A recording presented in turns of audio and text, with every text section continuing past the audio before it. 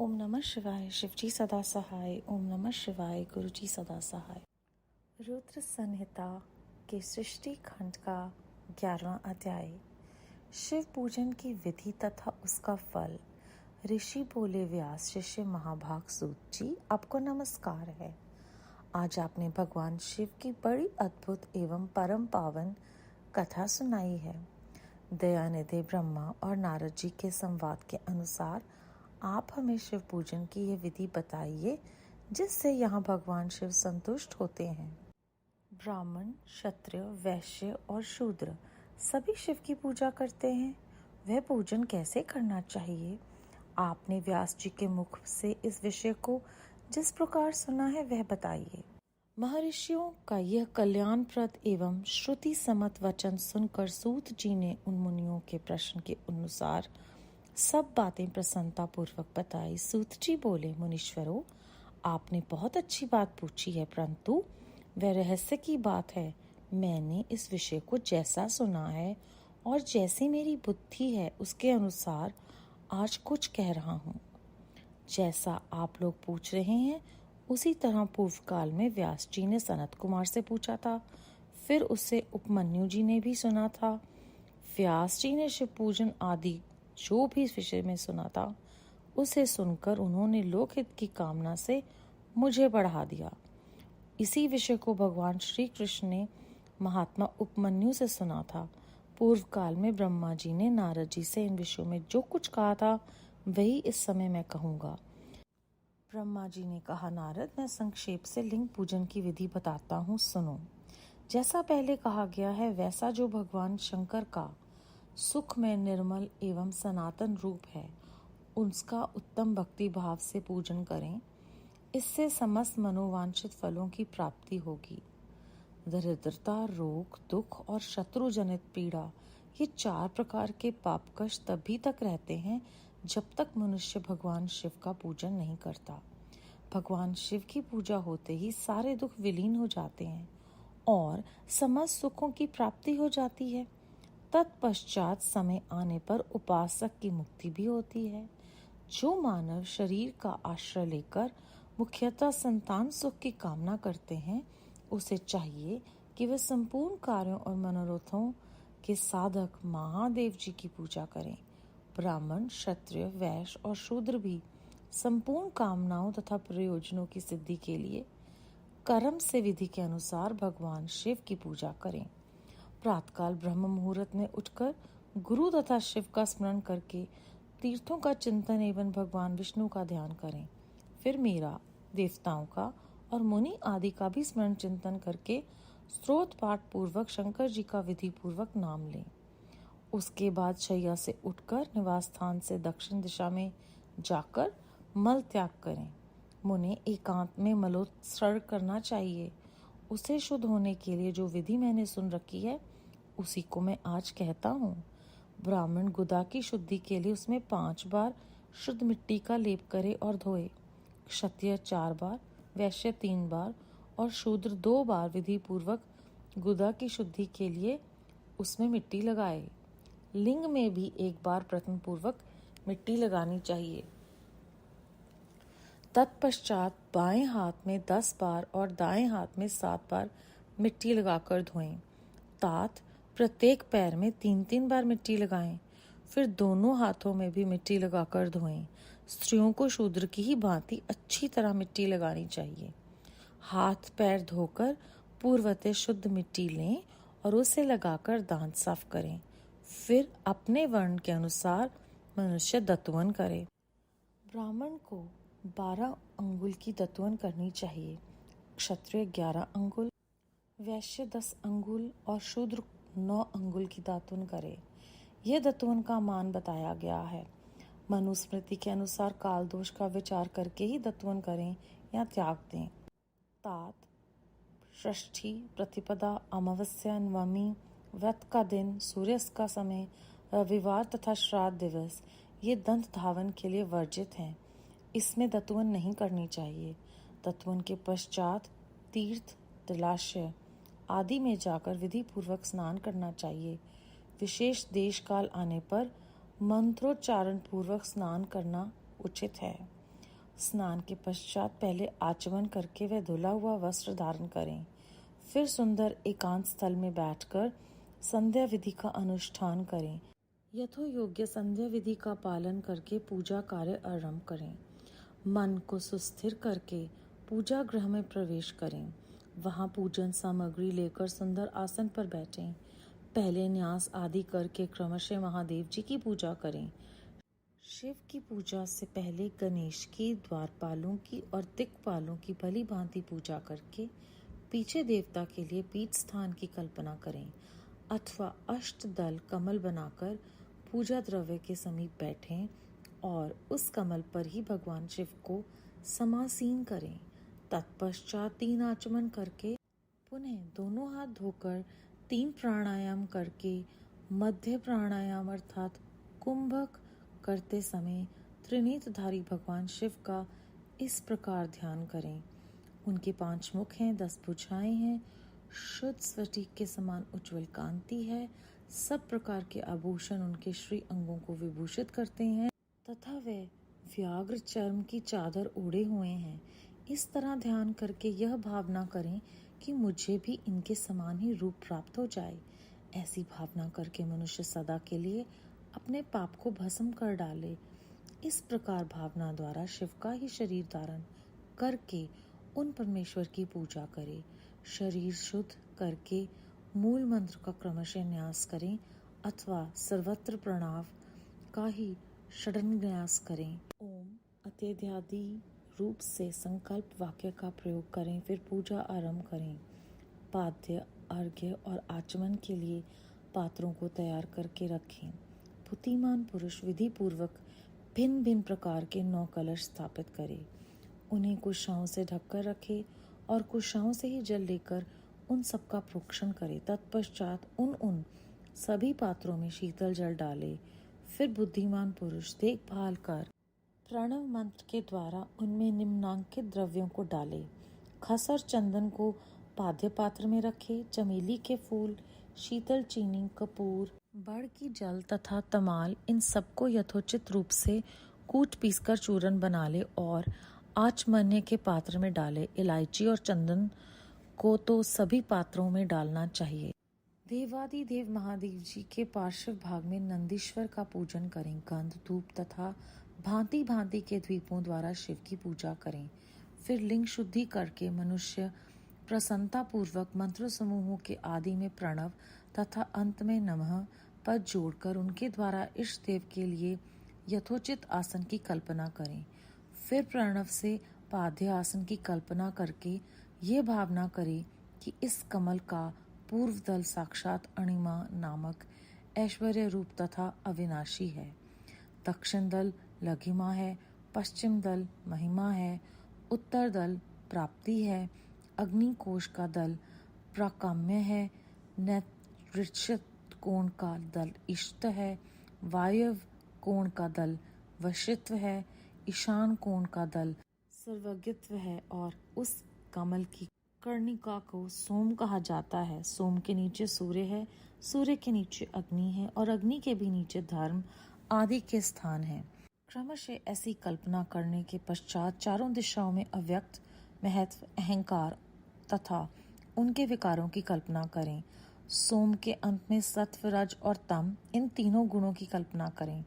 इसके बाद सद्योजातम, प्रपधमी इत्यादि मंत्र से परमेश्वर शिव का आह्वान करके ओम वामदेवाय नमः इत्यादि वामदेव मंत्र से उन्हें आसन पर विराजमान करें। फिर ओम तत्पुरुषाय विधि में इत्यादि रुद्र गायत्री द्वारा इष्ट देव का सानिध्य प्राप्त करें और आघोरभ्यस्थ इत्यादि आघोर मंत्र से वहां निरुद्ध करें। फिर ईशान सर्वविद्या नाम इत्यादि मंत्र से आराध्य देव का पूजन करें। पाद्य और आचमन्य अर्पित करके अर्घ दें। तत्पश्चात गंध और चंद्र मिश्रित जल से विधि पूर्वक रुद्र को स्नान कराएं। फिर पंचगव्य निर्माण की विधि से 5 द्रव्यों को एक पात्र में लेकर प्रणव से ही अभिमंत्रित करके उन मिश्रित गव्य पदार्थों द्वारा भगवान को नहलाएं। तत्पश्चात पृथक पृथक दूध, दही, मधु, गन्ने के रस तथा घी से नहलाकर समस्त अभिष्टों के देवता और हितकारी पूजनीय महादेव जी का प्रणव के उच्चारण पूर्वक पवित्र द्रव्यों द्वारा अभिषेक करें। पवित्र जल पात्र में मंत्रोच्चारण पूर्वक जल डालें। डालने से पहले साधक श्वेत वस्त्र से उस जल को यथोचित रीति से छान ले। उस जल को तब तक दूर न करे जब तक इष्ट देव को चंदन न चढ़ा ले। तब सुंदर अक्षतों द्वारा प्रसन्नता पूर्वक शंकर जी की पूजा करे।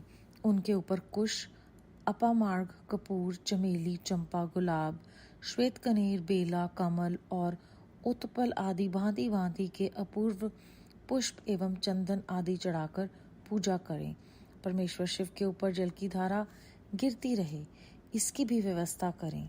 जल से भरे भांति भांति के पात्रों द्वारा महेश्वर को नहलाएं।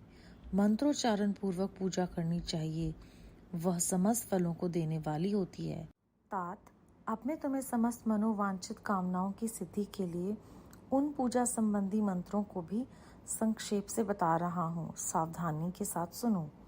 पावन मंत्र से, वार्णम्य इत्यादि मंत्र से, रुद्र मंत्र से तथा नील रुद्र मंत्र से, सुंदर एवं शुभ पुरुष सूतक से, शिव सूतक से, सुंदर अथर्वशीष के मंत्र से, आ नो भद्रा इत्यादि शांति मंत्र से, शांति संबंधी दूसरे मंत्रों से, भारण्य मंत्र और अरुण मंत्र से, अर्थाभीमष्ट साम तथा देवव्रत साम से, अभित्व इत्यादि रत्नत साम से, पुरुष सूतक से, मृत्युंजय मंत्र से तथा पंचाक्षर मंत्र से पूजा करें।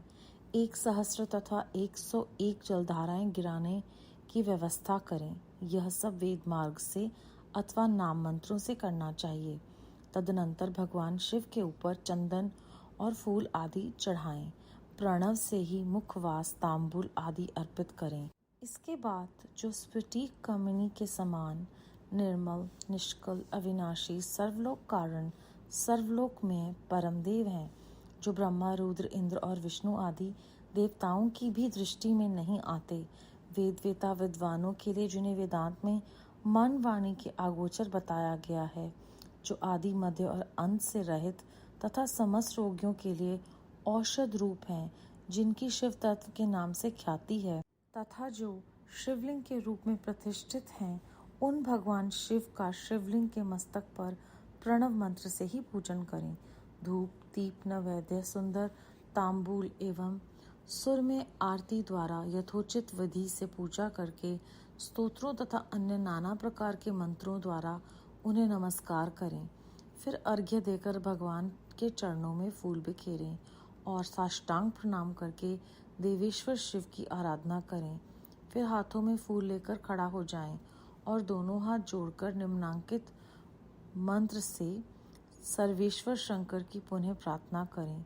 अज्ञानंदा व ज्ञानजनक पूजादिकमय कृत तत्सतु सफलम कृपया तव शंकर कल्याणकारी शिव, मैंने अनजाने में अथवा जानबूझकर जो जप, पूजा आदि सत्कर्म किए हों, वे आपकी कृपा से सफल हों। इस प्रकार पढ़कर भगवान शिव के ऊपर प्रसन्नता पूर्वक फूल चढ़ाएं। स्वस्ति वाचन करके नाना प्रकार की आश्रमी प्रार्थना करें। फिर शिव के ऊपर मार्जन करना चाहिए। मार्जन के बाद नमस्कार करके अपराध के लिए क्षमा प्रार्थना करते हुए पुनर्आगमन के लिए विसर्जन करना चाहिए। इसके बाद आद्य से आरंभ होने वाले मंत्र का उच्चारण करके नमस्कार करें। फिर संपूर्ण भाव से विभोर हो इस प्रकार प्रार्थना करें। शिव भक्ति में, शिव भक्ति में, शिव भक्ति वर्वे भवे, अन्यथा शरणम नसित त्वमेव शरणं मम। प्रत्येक जन्म में मेरी शिव में भक्ति हो, शिव में भक्ति हो, शिव में भक्ति हो। शिव के सिवा दूसरा कोई मुझे शरण देने वाला नहीं। महादेव, आप ही मेरे लिए शरण दाता हैं। इस प्रकार प्रार्थना करके संपूर्ण सिद्धियों के दाता देवेश्वर शिव का परिभक्ति के द्वारा पूजन करें। विशेषतः गले की आवाज़ से भगवान को संतुष्ट करें। फिर सपरिवार नमस्कार करके अनुपम प्रसन्नता का अनुभव करते हुए समस्त लौकिक कार्य सुखपूर्वक करता रहे। जो इस प्रकार शिव भक्ति परायण हो प्रतिदिन पूजन करता है, उसे अवश्य ही पग पग पर सब प्रकार की सिद्धि प्राप्त होती है। वह उत्तम वक्ता होता है तथा उसे मनोवांछित फल की निश्चय ही प्राप्ति होती है। रोग, दुख, दूसरों के निमित्त होने वाले उद्वेग, कुटिलता तथा विष आदि के रूप में जो जो कष्ट उपस्थित होता है, उसे कल्याणकारी परम शिव अवश्य नष्ट कर देते हैं। उस उपासक का कल्याण होता है। भगवान शंकर की पूजा से उसमें अवश्य सद्गुणों की वृद्धि होती है। ठीक उसी तरह जैसे शुक्ल पक्ष में चंद्रमा बढ़ते हैं। मुनि श्रेष्ठ नारद, इस प्रकार मैंने शिव की पूजा का विधान बताया है। अब तुम क्या सुनना चाहते हो? कौन सा प्रश्न पूछने वाले हो? अध्याय 11 समाप्त। संगत जी, इस अध्याय में हमने जाना है कि जिस प्रकार पूर्व काल में व्यास जी ने सनत कुमार से पूछा था और उपमन्यु जी से भी श्री कृष्ण ने इस महात्म्य को सुना है, वो आज हमें गुरु जी महाराज की कृपा से सुनने को मिल रहा है। कहते हैं कि जब आप भगवान शिव का भक्ति भाव से पूजन करते हैं तो 4 प्रकार के जो मुख्य पाप कष्ट हैं वो दूर हो जाते हैं। दरिद्रता, रोग, दुख और शत्रु जनित पीड़ा, अगर हमें ये सब कष्ट हो रहे हैं तो ये निश्चय ही हमारे पापों के कर्म फल हैं। उसके बाद ब्रह्म मुहूर्त में उठकर गुरु तथा शिव जी का स्मरण करना, तीर्थों का चिंतन करना, भगवान विष्णु जी, ब्रह्मा जी और अन्य देवताओं को याद करना, स्तोत्र पाठ करना, इस संदेश का उपदेश हमें इस अध्याय में मिलता है।